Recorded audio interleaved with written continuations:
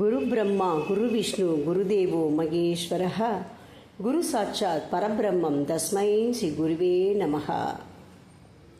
நாமதாரகன் கனவில் தோன்றிய அந்த ரூபத்தை மனதில் பதித்துக் கொண்டு சுவாமியை பார்க்க வேண்டும் என்ற அவளுடன் கானகாபூரை நோக்கி சென்று கொண்டிருக்கையில் தன் கனவில் தோன்றிய அதே ரூபத்தில் ஒரு சாதுவை பார்த்தான். அவரை பார்த்தவுடனே அவன் கண்களில் ஆனந்தத்தால் நீர் வடிந்தது. அவரை வணங்கி, சுவாமி, உங்கள் தரிசனத்தால் நான் தன்யனானேன். நான் மிகவும் துன்புற்று மனவேதனையுடன் ஸ்ரீ குருவை பார்க்க வேண்டும் என்ற அவளுடன் செல்கையில் உங்கள் தரிசனம் கிடைத்தது. என் மனவேதனை சற்று குறைந்தது. நீங்கள் யார்? உங்கள் பெயர் என்ன? நீங்கள் எங்கிருந்து வருகின்றீர்கள் என்று கேட்டான். அதற்கு அந்த சாது, ஸ்ரீ நரசிம்ம சரஸ்வதி சீடனான என் பெயர் சித்தர் என்பார்கள். நான் தீர்த்த யாத்திரைகள் செய்து கொண்டு வருகிறேன். என் குரு பீம அமரஜ நதிகளின் சங்கமத்தில் இருக்கும் கந்தர்வபுரத்தில் இருக்கிறார். அவர் மும்மூர்த்திகளின் அவதாரம். அவர் பக்தர்களிடத்தில் இல்லை என்ற பேச்சிற்கே இடமில்லை. அவரிடம் தஞ்சம் அடைந்தவர்களுக்கு எல்லா செல்வங்களையும் சுகங்களையும் கொடுப்பார். அவர்தான் சத்குரு என்றார். இதை கேட்ட நாமதாரகன், ஐயா, நானும் சுவாமியின் பக்தர்தான். என் முன்னோர்களும் அவர் பக்தர்கள்தான். இருப்பினும் நான் மிக நலிவடைந்திருக்கிறேன்.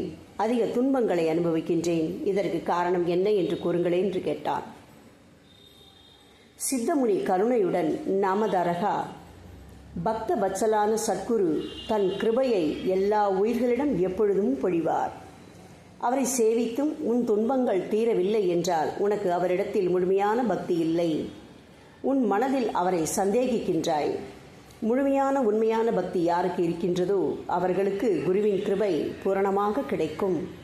ஸ்ரீ குரு அவர்கள் பிரம்மா விஷ்ணு மகேசனின் அவதாரம். மும்மூர்த்திகள் ஒருவனை கோபித்தாலும் சத்குரு அவர்களை சுலபமாக காப்பாற்றுவார். ஆனால் சத்குருவின் கோபத்துக்கு ஆளானவனை யாராலும் காப்பாற்ற முடியாது என்றார். அதற்கு நாமதாரகன், சுவாமி, குரு என்பவர் மும்மூர்த்திகளின் ஸ்வரூபம் என்று கூறினீர்கள். மும்மூர்த்திகளின் கோபத்திற்கு ஆளானாலும் அவனை சத்குரு காப்பாற்றுவார் என்கின்றீர்களே, அது எப்படி என்பதை எனக்கு விவரமாக சொல்லுங்கள் என்று கேட்டான். அதற்கு சித்தமுனி, நாமதாரகா, நல்ல கேள்வி கேட்டாய். முதலில் ஒன்றாக இருந்த பரமாத்மாதான் பல பெயர்களாக வேண்டுமென்று நினைத்து விஷ்ணு வயிற்றிலிருந்து கமலமும் அதன் மேல் 4 முகங்கள் கொண்ட பிரம்மாவும் பிறந்தனர்.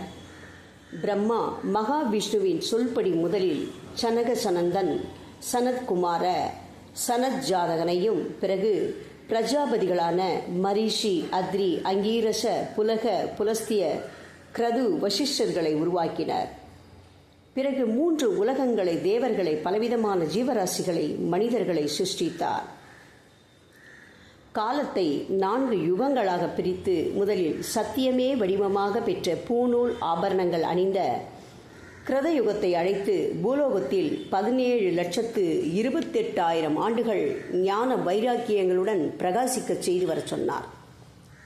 அதன் காலம் முடிந்தவுடன் திடமான உடலுடன் கையில் யஞ்ஞ பொருட்கள் கொண்ட திரேதா யுகத்தை அழைத்து பூலோகத்தில் 12,96,000 ஆண்டுகள் தன் தர்மத்தை பூர்த்தி செய்து வர சொன்னார். ஆகையால் அந்த யுகத்தில் எல்லோரும் தர்ம சாஸ்திரங்களை கற்று யக்ஞ யாகங்களை செய்து வாழ்ந்தார்கள். அதன் பிறகு பிரம்மா வாள், கட்டிலின் கால், வில், அம்புகள் இருக்கும் துவாபர யுகத்தை அழைத்து பூலோகத்தில் 8,64,000 ஆண்டுகள் அவருடைய தர்மத்தை நிறைவேற்றி வர சொன்னார். ஆகையால் துவாபர யுகத்தில் அமைதி, உக்ரம், தயவு, கடினம் போன்ற எதிர்மறையான குணங்களுடன் மனிதன் வாழ்ந்தான். பிறகு பிரம்மா கலிபுருஷனை அழைத்தார்.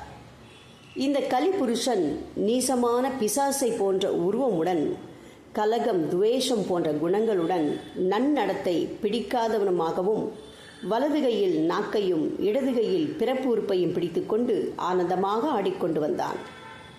பிசாசு ரூபத்தை பார்த்து சிரித்து, உன் வேடிக்கையான இந்த செயலுக்கு காரணம் என்ன என்று கேட்டார்.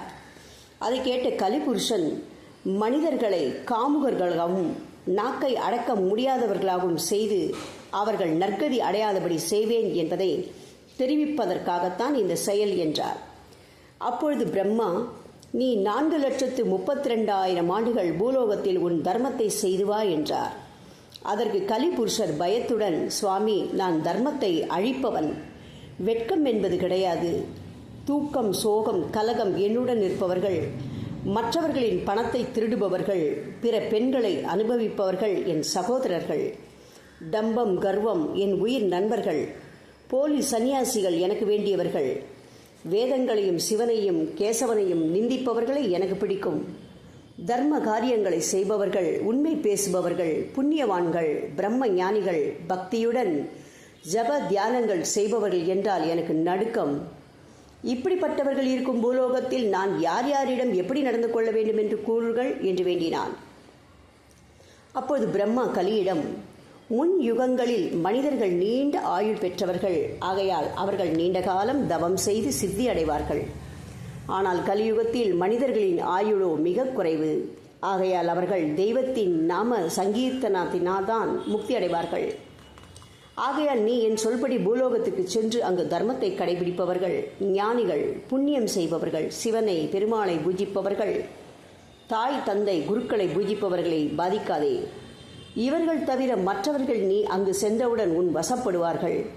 நல்லவர்கள் கூட உன் மகிமையினால் தீவர்களாக மாறிவிடுவார்கள் என்று கூறினார். அதற்கு கலி, தேவதேவா, முக்கியமாக குருவை பூஜிப்பவர்களை பாதிக்காதே என்று கூறினீர்கள். அப்படி என்றால் குரு என்றால் யார், அவரின் பெருமை என்ன என்று வேண்டினான். அதற்கு பிரம்மா, கு என்றால் இருள், ரு என்றால் நீக்குபவர். ஆகையால் குரு என்பவர் நம்மிடம் இருக்கும் இருள் என்ற அஞ்ஞானத்தை நீக்கி ஞானத்தை கொடுப்பவர். குரு மும்மூர்த்திகளின் அவதாரம். ஆகையால் குரு திருப்தி அடைந்தால் மும்மூர்த்திகள் சந்தோஷமடைவார்கள். குரு கோபித்தால் மும்மூர்த்திகளில் யாரும் காப்பாற்ற முடியாது. குருவின் கருணையினால் மனிதன் முக்தி அடைவான். குரு தன் சீடனுக்கு நல்லது கெட்டதை தெரிவித்து நன் மார்க்கத்தில் செல்வதற்கு வழிகாட்டுவார். குரு தன் போதனைகளால் பக்தி, ஞானம், யோகம், முக்தி ஆகியவை பெறச் செய்வார். அவர் ஞான ஜோதியின் ஸ்வரூபம். அப்படிப்பட்ட குருவின் சேவையினால் மனிதனுக்கு எல்லா வளமும் கிடைத்து சத்கதி அடைவான். அதற்கு உதாரணமாக ஒரு கதையை கூறுகிறேன், கேள் என்றார். முன்னொரு காலத்தில் கோதாவரி நதிக்கரையில் அங்கீரச மகரிஷி ஆசிரமம் இருந்தது. அங்கு நல்லோர்கள், தவம் செய்பவர்கள், விரதத்தை கடைபிடிப்பவர்கள் இருந்தார்கள். அவர்களில் பைலமுனி மகன் வேத தர்மன் என்ற முனி இருந்தார். அவருக்கு அநேக சீடர்கள் இருந்தார்கள். வேத தர்மன் தன் சீடர்களின் குரு பக்தியின் ஸ்ரத்தையை தெரிந்து கொள்ள நினைத்து அவர்களை அழைத்து, என் முற்பிறவியில் செய்த பாவங்களினால் பெற்ற கர்மாவை இந்த பிறவியில் என் தவத்தினால் கொஞ்சம் போக்கினேன். மீதமுள்ள கர்மா போக்குவதற்கு மற்றும் ஒரு பிறவி எடுத்து தவம் செய்ய வேண்டும். இல்லையெனில் அதை நான் இப்பிறவியில் அனுபவிக்க வேண்டும் என்று எண்ணி அதற்காக எல்லா பாவங்களையும் போக்கும் காசிக்கு சென்று அங்கு 21 வருடம் தொழுநோய் பெற்று குருடனாகவும் முடவனாகவும் வாழ்ந்து என் பாவங்களை போக்கிக் கொண்டு முக்தி அடைவேன். ஆகையால் அங்கு எனக்கு துணையாக இருந்து சேவை செய்பவன் உங்களில் யார் இருக்கின்றார்கள் என்று கேட்டார். இதை கேட்ட சீடர்கள் குரு சேவையில் குறை நேர்ந்தால் என்ன நடக்குமோ என்று பயந்து மௌனமாயிருந்தார்கள். ஆனால் தீபகன் என்ற சீடன் முன் வந்து, சுவாமி, நீங்கள் அனுமதி கொடுத்தால் உங்களுக்கு பதிலாக நான் 21 வருடங்கள் குருடனாகவும் முடவனாகவும் தொழுநோய் பெற்று அந்த கர்மாவை அனுபவிப்பேன் என்று வேண்டினான். இதை கேட்ட குரு, எவன் ஒருவன் பாவம் செய்கின்றானோ அவனே அந்த பாவ கர்மாவை அனுபவித்தாக வேண்டுமே தவிர வேறொருவர் அனுபவித்தால் அந்த கர்மா தீராது. ஆகையால் நானே அதை அனுபவிக்க வேண்டும். நோயாளிக்கு சேவை செய்வது மிக கடினமானது. அதற்கு சம்மதமானால் நீ என்னுடன் வரலாம் என்றார். தீபகன் சம்மதித்து குருவுடன் காசிக்கு சென்றான். அங்கு வேத தர்மன் மணிகர்ணிகா கட்டடத்தில் நீராடி விஸ்வநாதரை வணங்கி அருகிலுள்ள கம்பலாஸ்வரத்தில் தீபகன் கட்டிய குடீரத்தில் வாழ ஆரம்பித்தார். உடனே அவருக்கு கண் பார்வை இழந்து முடவனாகி தொழுநோய் உடலில் ஏற்பட்டு உடலில் புண்கள் ஏற்பட்டு சீல் புழுக்களுடன் துர்நாற்றம் வரத் தொடங்கியது. மேலும் அவர் மனநிலையும் இழந்தார். இந்நிலையில் தீபகன் குருவுக்கு செய்யும் சேவை காசி விஸ்வநாதருக்கு செய்யும் சேவையைப் போல் பாவித்து தினமும் குருவுக்கு நீராட்டி புண்களை துடைத்து பூஜை செய்து பிச்சை எடுத்து சோறூற்றி வந்தார். ஆனால் குருவோ தனக்கு சேவைகள் சரியாக செய்யவில்லை என்றும் புண்களை சரியாக துடைத்து விடாததால் ஈக்கள் என்னை கடிக்கின்றன, அவற்றை விரட்டு என்று கோபிப்பார். அப்பொழுது தீபகன் உடலை சுத்தம் செய்ய முற்பட்டால் கோபித்து, எனக்கு பசியாக இருக்கிறது, சீக்கிரமாக சாப்பாடு கொண்டு வா என்பார். அவன் நல்ல சாப்பாடு கொண்டு வந்தால் அது நன்றாக இல்லை என்று தூக்கி எறிவார். சில நேரங்களில் நீ நன்றாக சேவை செய்கிறாய் என்று பாராட்டுவார்.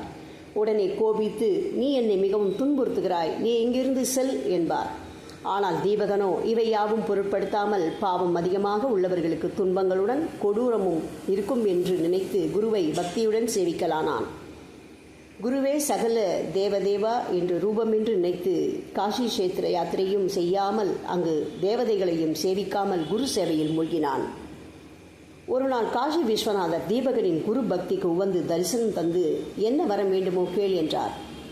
அவன் குருவின் அனுமதி இல்லாமல் எந்த வரமும் கேட்க முடியாது என்று கூறி தன் குருவிடம் சென்று இந்த விஷயத்தை கூறி, உங்கள் வியாதி போகும்படி நான் வரம் கேட்கலாமா என்றான். அப்பொழுது அவர், என்னடா, எனக்கு சேவை செய்வது உனக்கு கடினமாக உள்ளதா? என் பாவ கர்மா நானே அனுபவிக்க வேண்டும் என்று நினைக்கிறேன், ஆகையால் நீ எந்த வரமும் கேட்க வேண்டாம் என்று கோபித்துக் கொண்டார். தீபகன் விஸ்வேஸ்வரரை பார்த்து, ஐயா, எனக்கு என் குருவே சகலமும், என் குருவுக்கு விருப்பமில்லாதது எனக்கு வேண்டாம், ஆகையால் நீங்கள் செல்லலாம் என்றான். விஸ்வேஸ்வரர் இதை கேட்டு மிக ஆச்சரியப்பட்டு வைகுண்டத்துக்கு சென்று விஷ்ணுவிடம் தீபகனின் குரு பக்தி பற்றி தெரிவித்தார். இதை கேட்ட விஷ்ணு தீபகனின் குரு பக்தியால் ஆனந்தமடைந்து அப்படிப்பட்ட சீடனை பார்க்க சென்று அவனிடம், பாலகா, உன்னுடைய குரு பக்திக்கு நான் பெரும் சந்தோஷமடைந்தேன், உனக்கு என்ன வரங்கள் வேண்டுமானாலும் கேள், அவற்றை நான் தருகிறேன் என்றார். தீபகன் விஷ்ணுவை வணங்கி, ஐயா, வரங்களை பெற உங்களுக்காக தவம் செய்பவர்களை விட்டுவிட்டு உங்களை என்றும் வணங்காத எனக்கு தரிசனம் தந்தீர்களே ஏன் என்று கேட்கிறான். விஷ்ணுமூர்த்தி, அப்பனே, குருவை பக்தியுடன் சேவித்தால் என்னை சேவிப்பது போலாகும். அப்படிப்பட்ட உத்தமமான சீடனுக்கு நான் வசமாகிறேன். தாய் தந்தையர்களை, வித்வான்களை, பிராமணர்களை, யதுக்களை, யோகிகளை, தவம் புரிபவர்களை, பூஜிப்பவர்களை கணவனே கண்கண்ட தெய்வம் போல் நினைத்து அவர்களை சேவிக்கும் உத்தமிகள் எல்லோரும் என்னை சேவிப்பவர்கள், ஆகையால் என்ன வரம் வேண்டுமோ கேள் என்றார். தீபகன் விஷ்ணுவை வணங்கி, குருவே, சகல தேவதேவா சொரூபமும் சகல தீர்த்த சொரூபமும் என்று சாஸ்திரங்கள் கூறுகின்றன. நீங்கள் கொடுக்கும் வரங்கள் குரு அவர்கள் கொடுக்க முடியும் அல்லவா என்றான். ஸ்ரீமன் நாராயணன், நாங்கள் இருவரும் ஒன்று, ஆகையால் எங்கள் சந்தோஷத்திற்காக வரம் கேள் என்றார். சுவாமி, அப்படி என்றால் என்றும் என் குரு பக்தி பெருகிக் கொண்டிருக்குமாறு அருள் புரியுங்கள் என்று வேண்டினான். லட்சுமிபதி சந்தோஷமடைந்து, குரு சேவையால் நீ உயர்ந்து விட்டாய், சகல தேவதைகள் உன் வசமாகி விடுவார்கள். இந்த காஷி விஸ்வநாதர் என்றும் கண் இமை போல் உன்னை காப்பாற்றுவார். எவனொருவன் குருவே பரமார்த்தம் என்றும் சகலமும் அவர்தான் என்றும் மும்மூர்த்திகளின் அவதாரம் என்றும் அறிந்து அவரை சேவிக்கின்றானோ அவனுக்கு எல்லா வளமும் கிடைத்து சுகமாக வாழ்வான் என்றும் குருவை சேவிப்பவர்களுக்கு மும்மூர்த்திகள் வசமாவார்கள். மும்மூர்த்திகளின் அருளினால் மனிதருக்கு சத்குரு கிடைப்பார் என்று கூறி மறைந்தார். தீபகன் தன் குருவான வேத தர்மரிடம் சென்று நடந்ததையெல்லாம் சொல்ல, குரு மிக்க மகிழ்ச்சியுடன், மகனே, உன் குரு பக்திக்கு மிக்க மகிழ்ச்சி அடைந்தே நீ காசியில் சுகமாக வாழ். உனக்கு நவநிதிகள் எல்லா சித்திகளும் வசமாகும். எல்லா கல்வி செல்வங்கள் உன்னிடம் வந்தடையும். உன் நாமத்தை சொல்வதனால் மனிதர்களின் சகல வியாதிகள் துன்பங்கள் நிவர்த்தியாகும். உன்னை பக்தியுடன் துதிப்பவர்களுக்கு எல்லா வளமும் கிடைக்கும் என்று ஆசீர்வதித்து பிரகாசமான உடலை பெற்றார். வேத தர்ம சீடன் எப்படி சேவை செய்ய வேண்டும், முக்தி வேண்டுகிறவர்கள் எப்படி தன் பாவ கர்மாவை அனுபவிக்க வேண்டும் என்றும் தெரிவிப்பதற்காக இப்படி ஒரு ரூபம் எடுத்தார். ஆகையால் கலி புருஷனே, நீ சத்குரு பக்தனிடம் செல்லாதே மற்றும் அவனை துன்புறுத்தாதே. கலியுகம் ஆரம்பமாகிறது. நீ பூலோகத்திற்கு சென்று உன் வேலையை ஆரம்பிப்பாய் என்று பிரம்மா கூறினார். நாமதாரகா, எவன் ஒருவன் மிக்க பக்தியுடன் ஸ்ரத்தையுடன் குருவை சேவிக்கின்றானோ அவனுக்கு சகல தேவதைகள் வசமாகும். ஆகையால் குரு சேவையில் உன் வாழ்வை கழித்திடு என்று சித்தர் கூறினார். ஸ்ரீ குருவே சரணம்.